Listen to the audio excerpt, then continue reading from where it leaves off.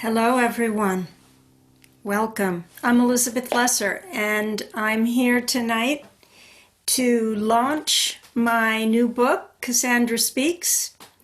And I'm starting this tour at Omega Institute, which is my organization that I co-founded. And of course, I wanted to start this tour here. It's a virtual tour.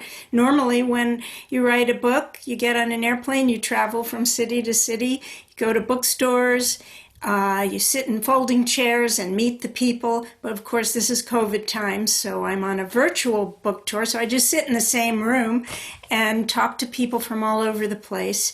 When I was looking at your chats coming in as we were opening, I see people from all over the world, from Shanghai, from Quebec, from Europe, every state in the country. I especially want to give a warm greeting to the people who live in Washington State and Oregon and California. I just what you're going through with the fires and the smoke, we're all with you in that. So I send blessings to you on that. So it's kind of exciting to be with everyone tonight as I start this book tour, and it's kind of homey at the same time because I'm home. And I am so thrilled to be joined by one of my favorite humans in the world, one of the best humans I know, and I know a lot of humans, Maria Shriver. And I know Maria hates long introductions, and she probably doesn't need any for all of you, but I'm just going to say a few things. Hold on there, Maria. Maria has been a journalist for all of her adult life, an anchor at CBS News and NBC News, and she was the First Lady of California. She created a women's conference as First Lady that I went to many of, and were absolutely spectacular. She's the founder of the Women's Alzheimer's Movement.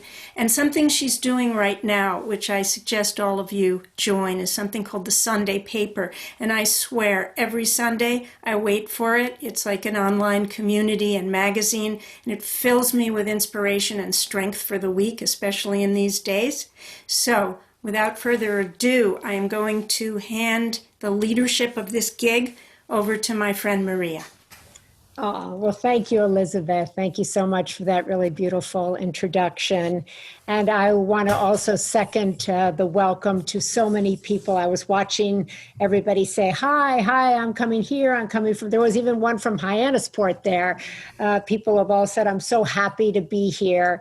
And I thought that that was such a Omega thing. Everybody saying how happy they are to be here, how happy they are, Elizabeth, to be celebrating this publication with you. You said it's kind of exciting. I'm more than kind of excited. I'm so excited for you with this book, Cassandra Speaks. My copy is all underlined and dog-eared, which is typical of the books that Elizabeth writes. I was thinking last night as I lay in bed reading Cassandra Speaks, how all of your books have been kind of partners in my own journey. They've arrived at just the right times for myself, and I know for so many others. When I read Broken Open, I was being broken open, and it broke me open.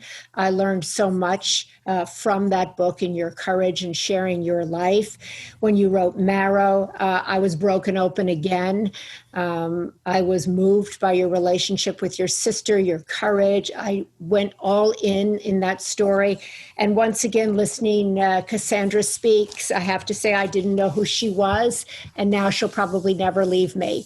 And I have been her, as I'm sure everybody here on this gathering has been. So I want to begin by just congratulating you. Yet again, you have been courageous. You're so honest. It just blows me away how honest you are in these pages. And I think this book will really help a lot of people think about women's stories, think about the stories they've been raised with, the beliefs they've been raised with.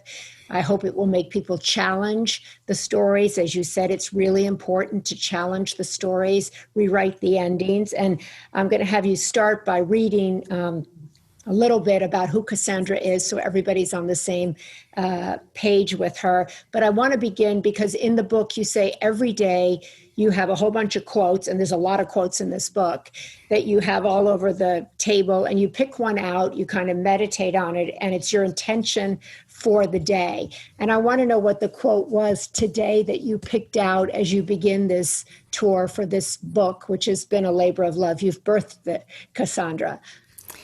Oh, thank you, Maria. Thank you so much. Wow, no one has ever asked me what quote I picked this morning. Here's my bowl of quotes. I really do this every morning.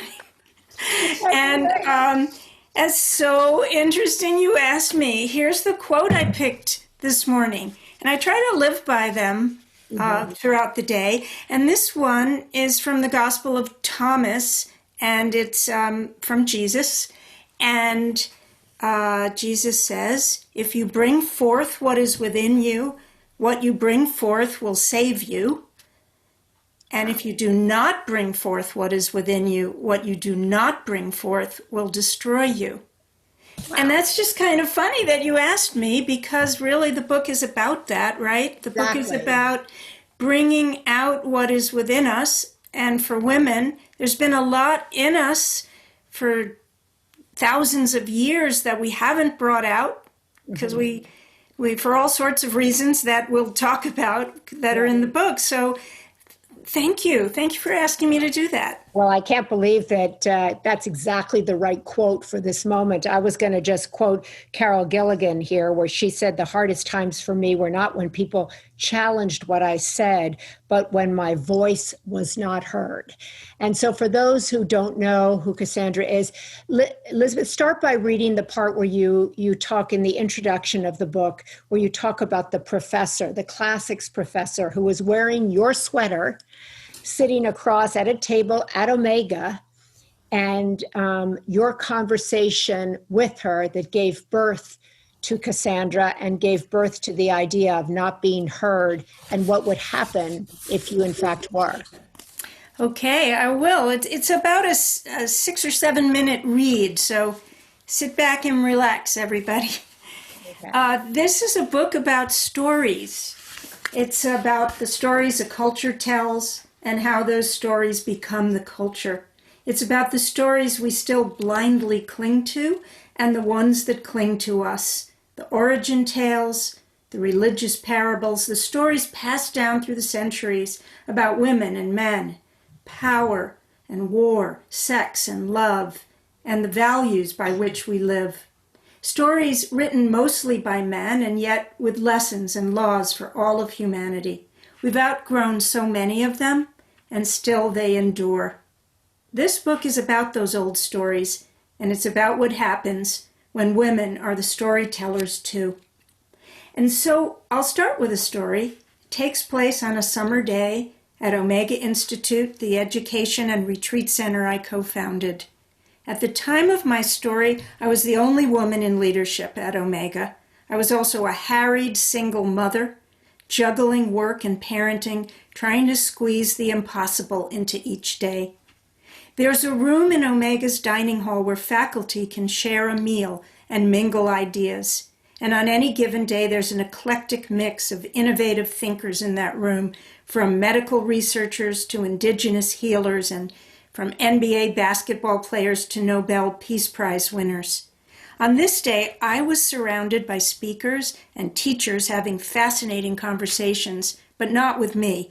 I was engaged in a familiar debate with my 2 little boys. I wanted them to eat a healthy lunch, and they wanted to pedal their bikes down to the corner store to buy fried chicken and ice cream cones. The boys won the debate, and ran gleefully out into the summer day. By then, almost everyone else had finished lunch and left the room. But in the corner, bent over a book and slurping soup, was one straggler, a woman with short gray hair and thick reading glasses, a classics professor who was part of a conference exploring the power of myth in modern culture. I was about to leave the faculty dining room when I noticed something disconcerting. The woman in the corner was so lost in reading that she was dribbling soup on the front of her sweater, but actually it was my sweater. I had offered it to her the evening before when we met for the first time at a faculty orientation. "You look cold," I had said, and she nodded and took the sweater without a word in response. Now, sensing my eyes on her, the professor looked up and motioned me over. I went, sat down, and within minutes, I would not have cared if she'd dumped a whole tureen of soup on my sweater, because she told me a story that turned out to be the answer to a question I didn't even know I was asking. Our conversation began lightly. I asked the professor if her room was pleasant, if she was sleeping well, how her class was going. "Oh, fine, fine, fine," she said, waving away each question with her soup spoon. Then she lifted her eyes and peered at me. "How is your life going?" she asked. "Not so well," I was surprised to hear myself divulge. Suddenly I was telling this stranger about a meeting I'd been in earlier that day.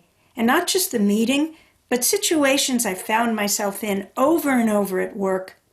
I told her how frustrated I was as a woman leader, how it was like speaking a second language, how I was learning that language as fast as I could, but the guys I worked with didn't seem interested in learning my language, understanding my insights, enacting my priorities.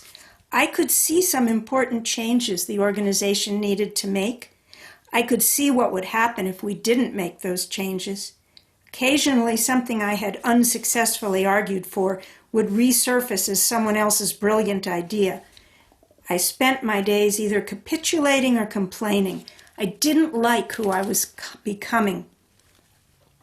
"All I do is complain," I told the professor. "I'm pissed off all the time. No one listens to me.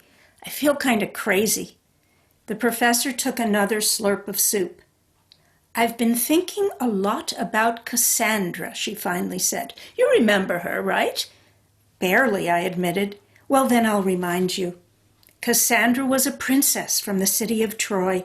She had many suitors, both mortal and immortal." The professor looked around the empty room and lowered her voice as if including me in some ancient gossip.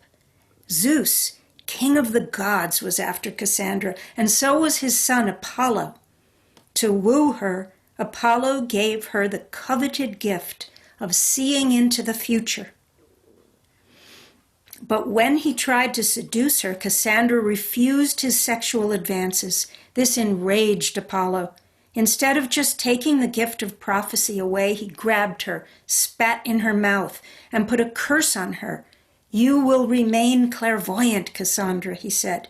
"But now, no one will listen to you. No one will believe your predictions." So no matter what she foresaw, from the sacking of Troy to the death of her brothers, to the multiple tragedies that would befall her land, no one believed Cassandra. She was eventually driven mad by knowing the truth and being doubted when she spoke it. As the professor spun me the tale of Cassandra, I began to feel as if she was speaking not only about characters from a Greek myth, but also to us, to women in general. Finally, she said, "Listen here, young lady. Women have been ignored, ridiculed, punished, even killed for their opinions forever. But without the balancing power of her voice, the female voice, things in this world end in disaster. Cassandra's tale is your tale. It's all of our tales. We must speak, and we must be taken seriously. We must change the way the story ends." "But how?" I asked, my voice rising, thinking about the meeting I'd been in that morning. The professor gave me the side eye. "Your tone right now, that's the first step. Stop whining. Are you going to be a doomed prophetess, or are you going to find a different voice and save your city?" "Well, that sounds a little overblown," I said. "I run a conference center. These aren't life or death issues." "Ah, but they are. It doesn't matter where you work, what you do, where you live. Women know something that the world needs now. We know it in our bones." Then she stood up, ran a napkin over her chest, smearing the soup into my sweater, and left the dining room. I never saw the sweater again. I never saw the professor again, and I never forgot the story of Cassandra. From then on, during crises and crossroads at work, or whenever it was time for me to step up and take a risk for what I believed in, for what I knew to be right, I conjured up Cassandra. I called on her to help me find my voice, to trust my values, and to change the way the story ends. I've been calling on her ever since in my own life and as a prayer for the world. I know in my bones that we can break Cassandra's curse, that we can dispel our culture's mistrust and devaluing of women, and when we do, all of humanity will benefit. Bravo. I so love that story. I love the way you read it. But I loved it because I bet there isn't a person who is joining us today who hasn't felt crazy, who hasn't felt that they're seeing something, speaking about something, and feeling they're not being heard, and feeling frustrated by that, right? And saying, this isn't how it's supposed to end. This isn't how it's supposed to go, and not being able to get through. So talk about, Elizabeth, why you think anything will be different if women get through, if women find their voices, if women rewrite the ends of these stories. And you go back and start with Adam and Eve and you tell stories all the way through. But what difference do you think it will make in our culture, in our history? Well, the difference is that there'll be some balance in the world. The book isn't about men as storytellers or men's values being wrong and bad. It's just we're so out of balance. If you go back and read the old stories, and I read so many researching this book, and I could only put a few in. I wanted to put some religious stories, some mythology, some movies, some of the great literature that we read, just as a way of showing that what we call history is really through the lens of men, because men have been the storytellers. As I said, nothing wrong. But if you look at all the old stories, let's take the hero's journey, the traditional hero's journey. There's so much violence in those journey tales. There's so much kind of what's called toxic masculinity now, a need to prove your strength always, never to show vulnerability, not to feel connected to other people, but to be number one. And all the research that's been done now, and you've done a lot of it yourself in the Shriver reports, of how women lead. And of course, there's a spectrum of women. So it's not like every woman's the same, nor are all women saintly leaders. But there are qualities that women bring to leadership. And that's in your own family, that's at a school board, that's elected officials, that's at work. Leadership is a large subject. It's not just the big person in the corner office. Women have never been told as men are to disconnect from our emotions and our feelings. And women, we don't have to prove our masculinity. Poor men, they have to constantly prove that they're strong and not afraid. And in our ability to access our own emotions, we can access other people's emotions. And all the research shows that the best leaders now, and the leaders that the world needs now, can do that. For example, look at Jacinda Ardern from New Zealand and Angela Merkel and other women leaders. They've dealt with COVID-19 better than other countries. And they've done it through this sense of listening to lots of voices all over the world, not thinking only I'm the only one who knows. They've included people, and they've talked to their fellow country people in a way that encouraged them to get involved. And they also speak in a different tone, and they don't take on the cloak of victimhood, as the professor was talking about. I think what was interesting is you talk about growing up, right? And you talk about growing up with self-doubt and shame that you didn't really even know where it came from, but it was kind of this cloak of shame. And I think so many women grow up with that same thing. I think it's different. It's getting different because you see so many mothers and fathers, I should say, instilling in young women today, you can be the boss, you can do anything. It's different, I think, than when you and I grew up. But I think self-doubt, the imposter syndrome that you speak about in the book, is still very much out there. How do you advise women to lose the self-doubt and to drop the shame, which so often has nothing to do with them, but has to do perhaps with an old story or some sort of cultural belief that they took on? Yeah, well, that's why I love learning about the old stories. You may wonder, why do I have to know about Adam and Eve and about Cassandra and Pandora and Hester Prynne and the Scarlet Letter? And what does this have to do with me now? But humans learn through stories. That's how we learn. I mean, look at the big story in our culture being dismantled right now, Black Lives Matter. This country was founded on a story. We told the story that white supremacy was real. We wouldn't have been able to enslave a whole group of human beings, rip them from their homeland and their people and torture them into work if we weren't telling this story and making sure people believed it. White people are better and therefore we can enslave black people.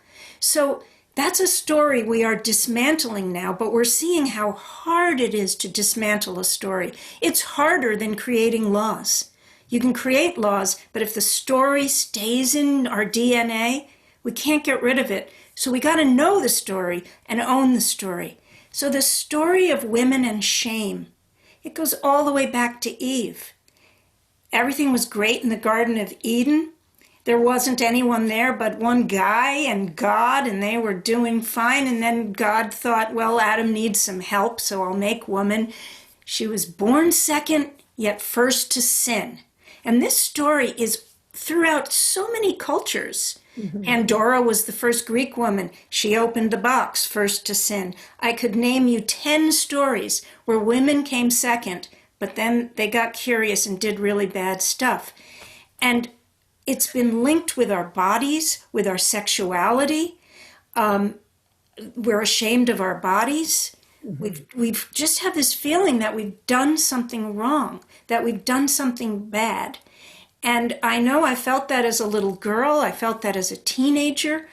I still feel it. I still work on my imposter syndrome. And it's if we can stop taking it personally. No, it's not something you did, Maria. Right. It's something that we have all been trained to think that women have something to be ashamed of. To believe. You talk a lot about, I mean, there's so much to talk about in this book, but one of the chapters that I think is so important and probably pertains to everybody in here is about the shadow work. And you talk about really kind of looking at all of oneself, right? And looking at your shame, looking at perhaps your lust for power, your sexuality, the kind of monster that might be in you that you've attributed to somebody else. And really, you can't really inhabit your most powerful, authentic self unless you do what you call innervism, right?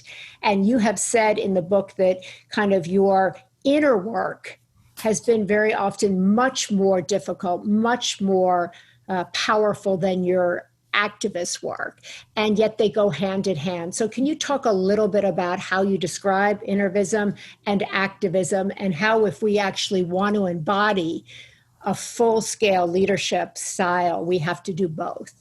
Great. Well, often when you think about inner work, meditation, self-care, you kind of feel like, oh, it's peaceful. I'm going to a spa. I'm going to take care of myself. I'm going to calm down. But that's all wonderful work, and we need it. But for me, the most powerful inner work I have done is getting courageous enough to really look at myself, to really look at how sometimes I do power differently, and I am warm and compassionate. But sometimes I'm not. Sometimes, as Nietzsche says, be careful when fighting. Whoever fights monsters should see to it that in the process he does not or she does not become the monster. That's right. And I tell a story in the book about shadow work. And I think stories are a good way to explain shadow work. Otherwise, it gets all heady and Jungian, because it is a Jungian concept. You know, Jung said that there's a person inside of you that you don't want to be. And so you just keep ignoring it, pushing it down, pretending you're something else. And that can make us sick. It can make us very hypocritical, not fun to be around. So when you look within, especially at the parts of yourself that desperately want to grow and change, it's very liberating. So for women and power, and this whole thing of changing the story of the genders so that men don't have to always be the strong warrior and women don't always have to be the loving caretakers, and we can mix it up. I've had to look at myself. You know, I tell this story about my husband where I want him to be vulnerable. I want him to talk and to be more sensitive, and I kind of like throw it out to him often to do such a thing. And then sometimes when he is that way, I don't like it. That inner patriarchy in me that does want the man to save me and always be strong and never show his weaknesses, I kind of punish him for it. And it's a dynamic that I think quite a few women can relate to, and certainly a lot of men can too. It's like, what do you want? You want me to be soft and sensitive, or you want me to be the always warrior? So if I can own that in myself and have a real honest conversation over and over with my husband, sorry, I know I'm doing that. It's like magic, you know, when you own your bullshit in an honest way, and don't beat yourself up for it, and don't constantly be looking for it. But when it's real, and when it's getting in the way of changing the story, to look at yourself, admit it, and vow once again to do better. I think that that's such a powerful thing. I mean, the idea of power and strength, I think we see it playing out right now in the presidential, right? When one candidate talks about compassion and love and empathy, people are like, nah, is that strong enough? Is that right. enough? I don't know. That kind of feels like a woman thing or something. Right. And when someone else comes out and goes, you know what? Everybody's like, yeah, oh, that's strong. So how do we kind of reacquaint ourselves with what does power look like? What does it sound like, women and in men? How do you see it? How do you see it in someone maybe physically that doesn't embody it? How do you tell?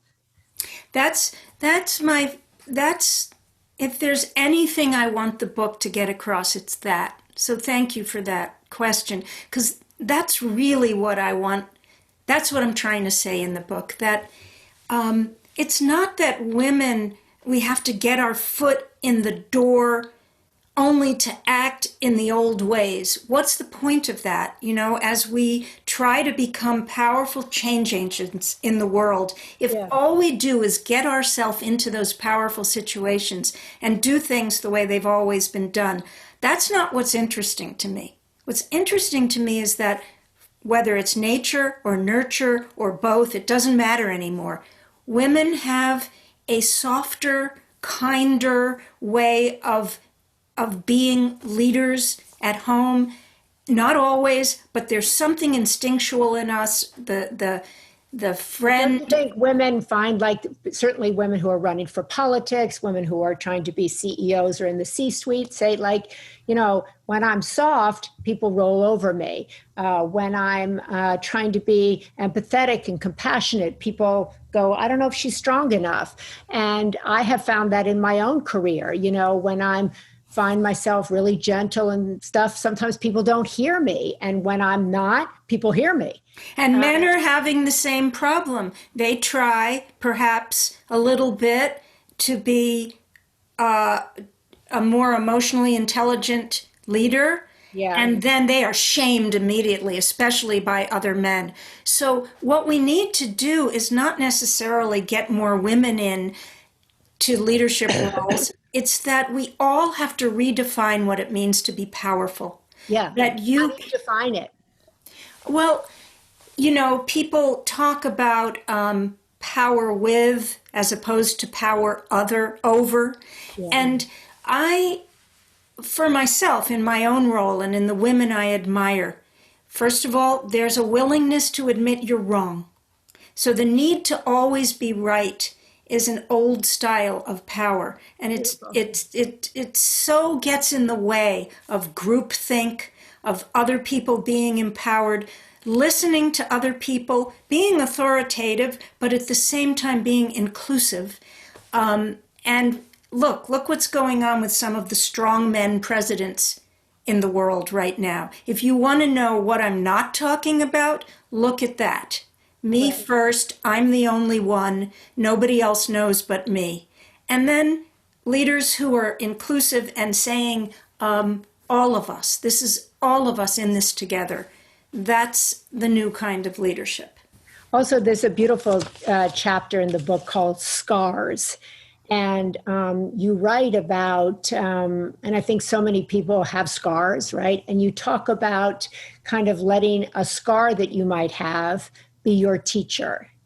And I really resonated with this chapter. And you talk in this book chapter also about the Scarlet Letter and how your mother, when you went to tell her you were getting divorced, said that you reminded her of Esther, and that your scar, and that was both your shame and your freedom simultaneously. So talk about how something can be both shame and freedom at the same time. Yeah, that is the journey. That is the journey of finding one's own voice, because often it involves taking a huge risk that you know is going to upset other people. And this is something that we, especially women, have a hard time with. You know, there's a difference between being nice and being kind. Sometimes being kind involves being very powerful and doing something that's going to upset the apple cart. But we have it mixed up that we always have to be nice. So let's say you have to end a marriage or leave a job or say something to someone that's going to upset them. And you have to go through this arc of perhaps feeling old stories about women, like don't say what you want, don't talk too much, don't go after what you want. You may feel those old tentacles of shame wrapped around you, and it takes so much courage to find your own voice and to use your own voice. And you're right, I tell a story in the book about getting divorced and actually my mother disowning me for a while, but knowing what I had to do and trying to let go of that old storyline that women always have to be nice. I love that, knowing what I had to do. Actually, the last time I saw you in person was when we both went to Mary Oliver's funeral. We rode over together in the cab, and there's that line. I finally knew what I had to do. I finally knew what I had to do, and I had to put aside all the whispers and the people who tugged at me to tell me not to go on. I think really kind of your journey is what I always say, is kind of finding your voice and being able to carry on, even though people you love and care about might be telling you no, or you're hurting me, or as you said, you're bringing disrespect or disrepair to the family. I like that line. Like her, my scarlet letter, my scar would end up being the very thing that set me free. Talk a little bit about, Elizabeth, the idea, which is something I didn't grow up with, but I try to talk to my daughters about, holding the paradox, shame and freedom, a scar setting you free, strength and vulnerability going together, beauty and brains, strength and softness, and how we can combine all of those things. We don't have to choose to be just one multifaceted archetype. Yes, amen. Beautifully said. I actually teach, the book is divided into 3 parts. The first is the old stories, and then it's the power section. And the last one is a toolbox. And I actually teach a meditation that's all about the paradox of what you just said, because it's very hard to hold the paradox. It's much more comfortable just to pick A or B, black or white. It's easier. Holding paradox, I mean, we're seeing this in our country right now. We're so divided. And I, for one, am constantly pushing myself out of the comfort zone of just believing what I believe. And I'm watching in my group of friends and the people who vote the same way I do, we're just as my way, right way, as the other side. Yeah, and you have a great chapter in there about taking the other to lunch. Yeah. Well, we're seeing what happens with this. So holding the paradox, being able to hold both points of view. I teach a meditation in the book that I called Do No Harm, But Take No Shit. It's after your sister. Yeah, my sister was a nurse practitioner, and you know, nurses and doctors have to swear to an oath of doing no harm. And my sister died from cancer. And when I was going through her stuff, I found a needle point, a framed needle point of a sign that said, do no harm, be a kind caregiver, be open to others, try always to do no harm, but take no shit. Have a strong backbone. Know what you believe. Know who you are. And I actually have this now in my body, and I think this is something people can do. To me, this is all meditation is, a strong backbone, to sit as if you're on a horse and you know where you're going and you know you belong. I belong here in my seat as a noble, valid human being. Women often don't feel that we're valid human beings. I'm valid, I'm here. But at the same time, my heart is soft and open to the other. But I also know who I am. And we can be both of these things at the same time. In fact, it's so powerful to be both of these things at the same time. Hard and soft, strong and open, male and female. All the things, we can be all of them. This is why getting rid of the old stories isn't about just empowering women. It's allowing men to open their feminine side and women to strengthen their masculine side. Yeah, you talk in there in the book about sometimes saying like, oh my God, now women, we have to not only rewrite the stories, write a new ending, but we have to explain to men how to go along and do it too. And actually, as the mother of two boys and two girls, I relish that opportunity to work with my boys about how they view femininity, how they view what values or skills might have been viewed in my generation as soft, and how do they see them, incorporating them. As my younger son said the other day, I have no problem with a girl out earning me. In fact, I want it. It's like I relish it. But I think that we're seeing, do you have hope with yes, men and young men that they're doing things, they're speaking differently, they're changing the way they interact with one another, and the belief system, they're breaking down belief systems that they Absolutely. I have so much hope in the younger generation. I have 3 sons myself, and they're all fathers now. And the way they are parenting, I have a chapter in the book about the way they are parenting. Yeah. Fills me with hope. Not only do they share equally in the parenting, but their wives don't see it as babysitting. They see it as, this is what we do. This is how we roll. And I know it's hard for young men to do the gears backwards. And I honor them. I bow to them. Now, it's not happening everywhere. And there are some places in the world where it is so not happening. Yeah. And backlash, we can lose those gains very quickly.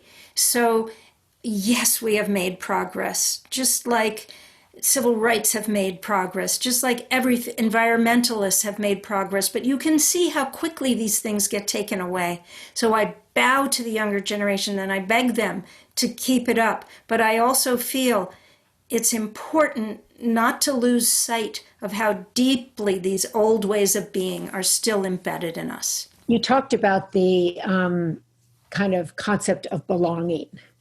and that you know who you are, you know where you belong.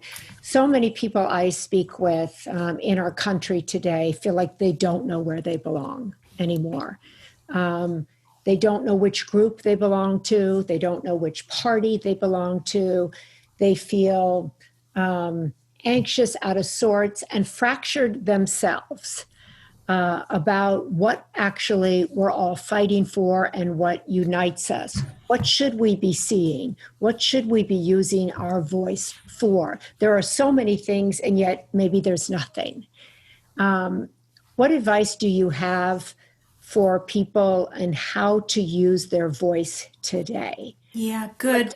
I will answer that, and then it's time to take questions from our audience. To say to people, that we were going to take questions, because I could talk for 2 hours about the book. I could talk for an hour about the shadow work. Tell people how to do the questions, and then I'll answer your question. I want to say we're excerpting this book in the Sunday paper this Sunday because it's so great. So in the chat section, you can put your question for Elizabeth in here. I'm looking here. Please feel free to post any questions. I love this meditation, puts you in a place that's so comfortable. I don't see here any questions. I think they'll start soon, but let me answer your question, and then we can go. Because you said, so what do we do? What do we do? And there's where do we belong? I think the concept of belonging, and what would Cassandra be prophesizing about today? Where does one use their voice today? And how does one use their voice in a tone that they can be heard? Yeah. Well, there are, as you said, so many ways to use our voices. There's so many problems. So the first thing I would say is stay hopeful. I know hope can seem really hard to find these days. That's why I read your Sunday paper, because it fills my well for the week of hopeful things. There's so much bad news, but there's so much good things happening. And it's good to stay hopeful. Somebody asked me to show the book. Keep talking. I'm okay. Just showing the book cover. All right. We have to redefine what a courageous person looks like. Amen. So when you feel yourself being pulled into the old way of fighting and yelling and being so awful on social media, or not reaching across the aisle to other people, resist that urge. Find in yourself this belief that love and connectivity and belonging, that's power, that's courage. And believe in yourself. Believe in that. Don't let people tell you it's soft and mamby-pamby. I would say believe in love, speak with love, with a strong backbone, but be the change. Be the change. Here's a question from Teresa. How do we, where it went away. How do we kind of do this without falling prey to our imposter syndrome, which so quickly takes over? How do we shift from finding our voice when the imposter syndrome is so automatic and feels like the safe place to be? That's from Teresa Waybrow. Yeah, I have a whole chapter in the book called The Imposter Syndrome. The last time it almost took me down, I was on a panel of teachers with what's his name? Sir Richard Branson, and a famous astronaut and a famous actor, and I was supposed to be leading the first morning of the retreat, and I went back to my hotel room and just practically died from the imposter syndrome. Who am I? What do I know? I've never flown in an airplane or jumped into a deep blue hole, and I'm telling you this because I want you to know I feel it, Maria feels it. I remember Maya Angelou saying before, every single time she speaks, she feels it. So the first thing to me that gets you over the imposter syndrome is to say it out loud. To say, I am feeling, I could have said it to you when I started tonight. I am feeling like a fraud. I'm feeling the imposter syndrome. And then other people say, oh, me too. And if we feel we belong to a group of people who don't know who the hell we are, it's like, let me tell you who I think you are. Friends will tell you that. Don't be ashamed of your imposter syndrome. We all have it. Say it out loud, and that helps you move on. A question here is, how do we live deeply in the heart while also sustaining healthy boundaries? Yeah. Wow. Boundaries are that's the take no shit. That's the take no shit backbone. Oh yeah. That's the kind versus nice. But how do you answer that question is really, how do you do that at work? That combines with one of the other questions was, how do I say no at work? When I'm trying to be nice, I have to be nice. I don't know how to say no. I don't know where my boundaries are, what I'm entitled to. Mm-hmm. Well, I often, when I feel myself trapped in that, I want to say no. I'm so pissed off, but I'm afraid if I say no, they won't like me. I mean, some people I'll lose my job. So it's always very good to ask yourself, is this risk worth it? What am I risking here? Am I risking David over there not liking me and thinking I'm a woman who wants power and thinking I'm a bitch or thinking whatever he thinks? Or am I risking my job? And so it's important to make those distinctions. Most of the time, for most of us, it's risking being seen in a way that's going to make you feel ashamed. So ask yourself, what would happen if I said what I'm really feeling here? If I said it with strength, with do no harm yet take no shit, what would happen? Usually the answer is they wouldn't like me. And then we need to ask ourselves, so what? Or they'll also say, like, she's a bitch. Yeah. A lot of women are afraid. I know I have been like, oh my God, I don't want them to think that. Mm-hmm. And yet then they go away like, what a bitch. But so you have to kind of come up against, well, what does that mean? Why am I afraid of that? Why can a man be directive in a meeting and say, hold on, wait a second, I was speaking? Why can a man do that and be seen as strong and a woman be seen as aggressive? Yeah. Start asking yourself that. Amy on Facebook, what are some specific tools we can utilize to help nourish our innervism? And as Elizabeth said, the back of the book is really tools for inner resilience and your inner life. But go ahead, and if you could answer that. Well, you could answer it too. There are two kinds of innervism. There's the kind that are just deeply nourishing, and we need to be nourished. We all need to be nourished, men, women, everyone. And those tools, we read so much about, whether it's exercise or food or touch or meditation, silence, nature. All of these are so necessary. And then there's another kind of innervism, which is more psychotherapeutic, learning to know how to set boundaries, learning to know your own shadow and how you're blaming other people actually for something that is yours to own. There's so much power in taking away blame and owning stuff and becoming the leader you are waiting for. So, yeah. Yeah, I think there's another question here from Linda Meyer. Any suggestions for young women wanting to find their authentic voice and also embracing feminine qualities? And I think that probably, Linda, speaks to the how can I be feminine, express my femininity, and still have a strong voice, a strong backbone, sit in my power. How do I hold that paradox, right? Yeah. That's the question. That's the work. Yeah. Okay, everybody, that's the work. I don't have 10 ways to own your femininity, quote unquote. I mean, some people don't like that word, femininity. It has a sort of, doily and pinafore feeling to it. But by the feminine, I just mean the open heart, the loving heart, the caring heart. And that has been wiped out of women as much as men. We've been told, if you want to get anywhere in this world, don't go there. So it's a problem for women and men to come into our vulnerability, our softness.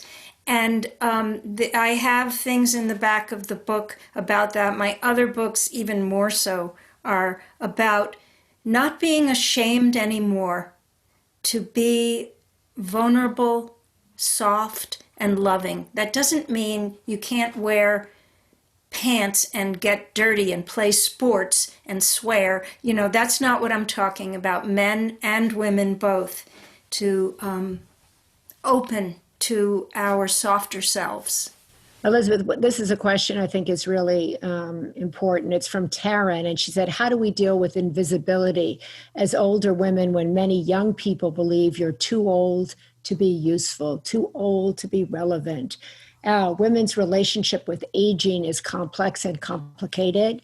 And yet women who are aging have so much power, so much wisdom, so much to say, so much to teach.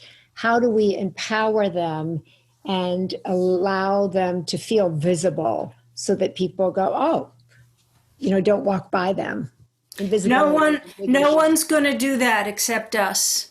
No one's going to do that for us. We got to do that. I'm in my 60s. I feel it. I know just what you're talking about. But one of the things is that for us women, because of what's gone on for thousands of years, just read it in the old stories, we felt our validity came through our beautiful youth, our sexiness, our ability to get a man, to get another woman, whatever it is, that is woman's power, is our sexuality, our beauty, our youth. That is a story that must go, but it's not going to go unless we make it go. Nobody's going to do this for us. So like I was reading Jane Fonda's new book. She is in her 80s and she moved to Washington, D.C. this year and protested every Friday outside of the White House and got arrested with her friends every Friday to bring attention to climate change. And I think, man, she's in her 80s. She looks awesome, but she looks like an older woman, and I look like an older woman, and it's up to us to redefine what a powerful woman of any age looks like, and you can do it. You can do it. It's just there's a certain level of like, I don't care anymore what they think. This world is on fire. I have some things to do. I think going to that point where like women have been led to believe or think that their sexuality is their power, so that when women age and no one is responding perhaps to them in that way, they feel, quote, powerless. And I always go back, I go to my mother all the time, because when I was young and people would come up and whisper in my ear and they go, oh my God, you're so beautiful, or your daughter's beautiful. And she'd come up right behind me and she would say, and I'm like, she goes, your looks are going to go, concentrate on your brain, concentrate on what you're focused on. And I'd be like, gee, I'm only like 15 or 16. But she was always, my mother was 80. She'd walk in the room. She had wrinkles everywhere from sailing and no sunblock and nothing else. And she would always just have this energy that everybody in the room would want to speak to her. And it was kind of the way she carried herself. And it was what she was talking about and what she was interested in. And I often think that is an answer to Tara's question. It's really also be invisible if you have a lot to say and if you're interested in something and you're pushing boundaries and staying involved. Yeah, and not taking aging personally. It's not some terrible thing that's happening only to me or you. And I know that Oprah has always said, and I'm sure you've heard her say it too, she's like, I would never lie about my age because I'm so grateful to have a year. I know so many people who haven't made it. Yeah. Exactly. I've made it. I am lucky to be this age. Yeah. There's a question here for you. Is it difficult to be a famous woman? Does it make imposter syndrome more activated?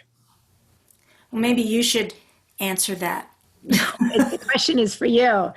Cassandra, speak. Yeah. I'm going to say it in a different way than famous. I'm going to say it as people call me often a spiritual teacher, which often makes me feel like I'm supposed to never have problems and to be this super wise, always appropriate human being, which I'm not. So that I feel that imposter syndrome come up often. But fortunately, my main teaching is, if any of you have read Broken Open, is we're all bozos on the bus. All of us. I have met so many quote unquote enlightened people who've come through Omega to teach. I've met hundreds and hundreds of the world's great wise leaders and authors. And I can assure you, and I've met them in that room I talked about at the beginning of this time together, the faculty dining room, I can assure you they're all very normal people with all sorts of problems and weirdnesses, and they're just as screwed up as everybody else. They just have a commitment to working hard, to being the best they can be, and a beautiful way of expressing it. So don't think that those people out there on Instagram and Facebook have made it even worse. This sense, this washed over all of our faces, everybody looks better, everybody's story is great. Don't think for a minute that's true. We all are struggling. And that helps me with my imposter syndrome, to know that there isn't some person out there who's got it all together. Well, I think you have it together in this book. And I think it's what is so inspiring to me always, that you continue to delve, you continue to excavate, you continue to be curious. And there's no age limit on curiosity. There's no age limit. That in my work with Alzheimer's, one of the things we have really learned is that the longer you stay engaged, the more you continue to learn, the more you're in a community, the more you belong, the better that is for your cognitive health, your emotional health, your spiritual health. And so while the world feels like it's on fire, and certainly out here in California it is, or while it feels so disrupted and out of control, it kind of is a calling to all of us to step forward and check in on one another, to reach out to one another and kind of redefine what belonging is, right? And I think you're really asking us to redefine words, to redefine what power looks like, to redefine all these stories and make them work in present day, so that they don't envelop us in shame, so that they don't make us doubt when we feel an urge for power or sexuality or whatever it is, right? You're asking us to doubt the old and rewrite it in order for it to work for us. Absolutely. Thank you. I think we have like 2 minutes left. I saw one question was, how is Omega Institute doing? I just want to say we are hanging in there. It's been really hard, just like it has been for so many nonprofits and businesses. And our plan and our hope and our prayer is to make it through and to be back again in 2021 and 2022 and to recover like everybody else will have to. And it'll be a new normal. And we have great hope that the shaman COVID will have taught us all something. The shaman COVID, that's genius. There's no doubt in my mind that Omega will be back and people will be there next year. And I have to say that when I was watching the opening video of Omega, it brought me back to how I felt at Omega, which was calm in my body, focused. And I learned so much when I went there. I sent my daughter there with her friends. And I think it is such, it said in the beginning, it's there to awaken the human spirit. And we definitely need that now more than ever. So Omega will be around. I don't care what she says. And she said, well, definitive and powerful and assertive in that respect, and say that it will. And I want to say, Elizabeth, this is the book again. I'm going to get rid of this chat button because I think it's Cassandra Speaks. When women are the storytellers, the human story changes. Cassandra Speaks. And I just want to say, Elizabeth called me this morning and she was trying to explain to me how to do an interview. I love saying, then I'll do this, and then you can ask, and I wrote you some questions. Did you see the questions I wrote you? And you could, I was like, I got it. I can do this. It's one of the things I can do. But thank you for helping me. And you did do it. Thank you so much. I hope it's a big bestseller. I encourage you all to read it, go to bed with it, think about it, and love it as much as I do. And she's got a great tour lined up. You have so many fascinating people, and you can give them all the questions you gave me. They might need them. Okay. Okay. Well, Elizabeth Lesser, the book Cassandra Speaks is out today, I guess, and you can order it wherever you can get a signed copy from her. I need a signed copy, but anyway, there it is. It's pink. You can see it. And it's got great praise on the back from very famous people. With imposter syndrome. Praise, yeah. So there you go. And you said to keep it right to an hour. So we're right at an hour. I don't want to go 1 second over. I know how to hit a time cue too. So thank you all. Thank you for people from Omega. Thank you all for joining us. And thank you. Congratulations, Elizabeth Lesser, co-founder of Omega, best-selling author, good friend, mother, wife, creative mind, storyteller. Amen. Thank you, Maria. Bye, everybody. Thanks for tuning in.